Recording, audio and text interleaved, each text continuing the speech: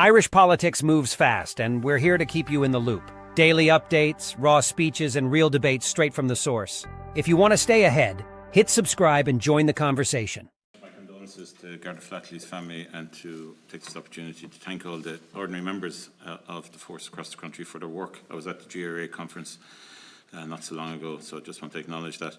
I have some fairly direct questions, Commissioner and Deputies, and I'd appreciate short answers purely because of the clock, and I'd appreciate if the Chair would help me on that. What I'm holding here is a holster. It's a gun holster similar to that worn by Garda Harkin when he lost his life tragically in June 17, 2020. I've raised the issue of these holsters, as you're well aware, in the Dáil on a number of occasions, particularly with the Minister. So I just need to get a direct answer to a question. We know that prior to Deputy Harkin being killed by Stephen Silver with his own gun, there was an incident in front of the Israeli ambassador's residence. You're aware of this situation, I take it, where a Garda's gun was discharged, and it was investigated by the GNTB. So there was a pathway for investigating that, including the holster. It was a different holster he was wearing, but made by the same company. I have a selection of all these holsters, by the way.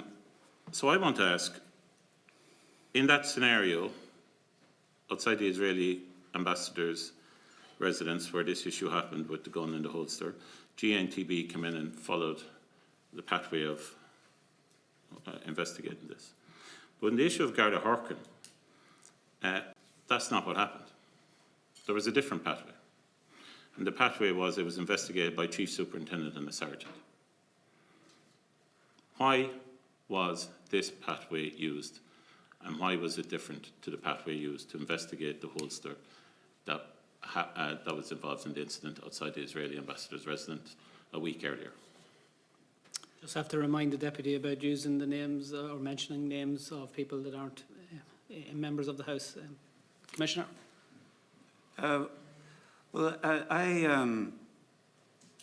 am aware, obviously, very much aware of both incidents. I'm very content with the quality of the investigation that was conducted in respect of the murder of Colm Harkin, and in particular the analysis in respect of the holster.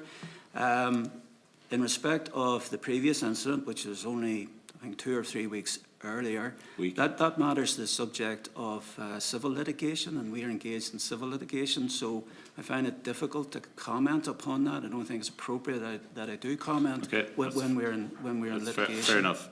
But in relation to the investigation in Garda Harkin ORIP, the individuals that carried out that assessment or that investigation in relation to the holster, now you said you're satisfied with that, and I accept that.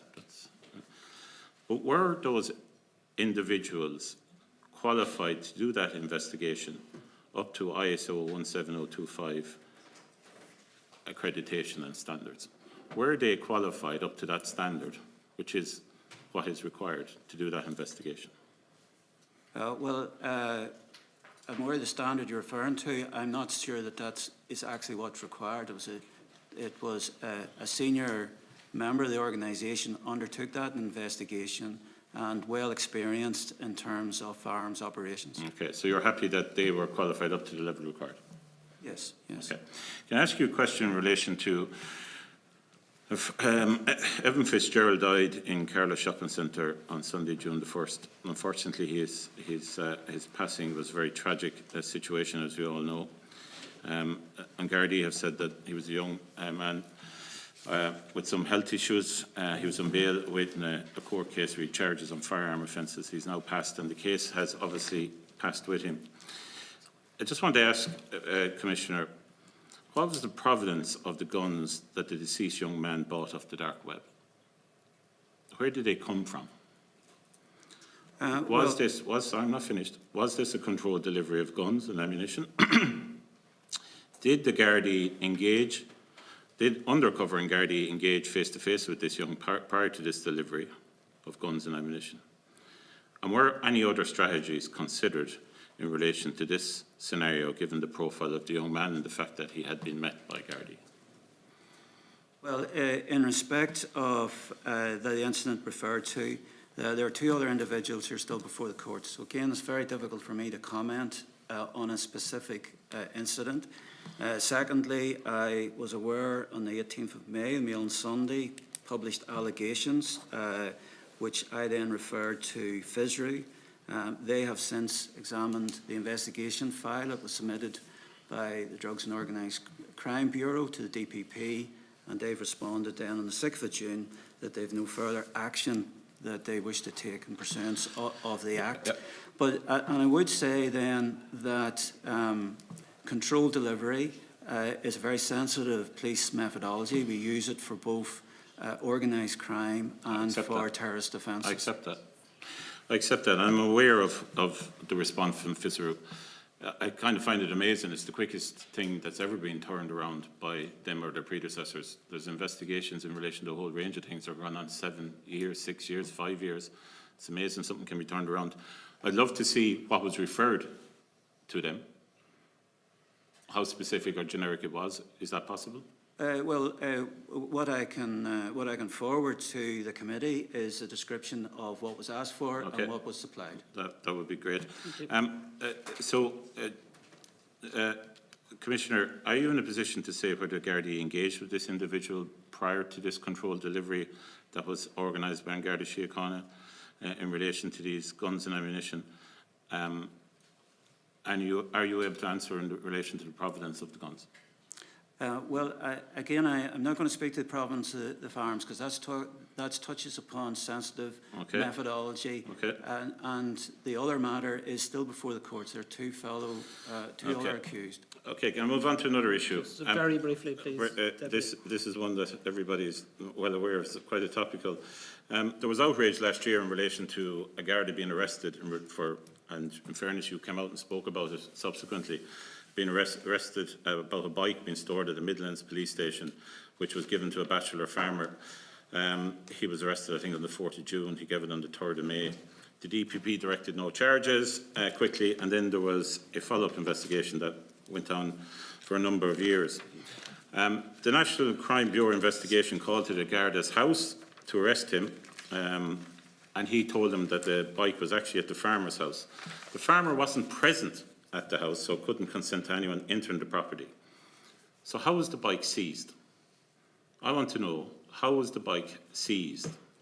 The item was used as an exhibit in the DPP file, where no prosecution happened, and in the Board of Inquiry, which found that the Garda did nothing wrong. So I want to know, what warrant was used to enter the property? I'm sorry, Chair, I don't know that off the top of my head. Was there a warrant? Well, I don't know. I'll have to check and respond in writing. You will respond in writing, whether there was a warrant used in a most high-profile case that the whole country was talking about. I thought you would probably know. Well, may I say that I was only informed of the investigation commencing, and I had no hand in the investigation, or indeed reporting to the DPP, and I had no hand in the subsequent disciplinary inquiry. I understand that, but the whole country was talking about this. Was on every news station, every paper. Surely you would have looked at it, because they actually had a confidence issue in relation to Garda Síochána at the time. It's fair to say, right? Because it seemed absolutely ridiculous. So surely everything that was done as part of that process was done in the correct manner. And surely as Commissioner or Deputy Commissioners, you would have made sure that was the case. In a democracy, information is power. By subscribing to our channel, you become part of a community that believes in open access to political speech, unedited, direct, and authentic. Join us as we document Ireland's political journey, not just through headlines, but through real voices and real stories. Stay informed. Stay connected.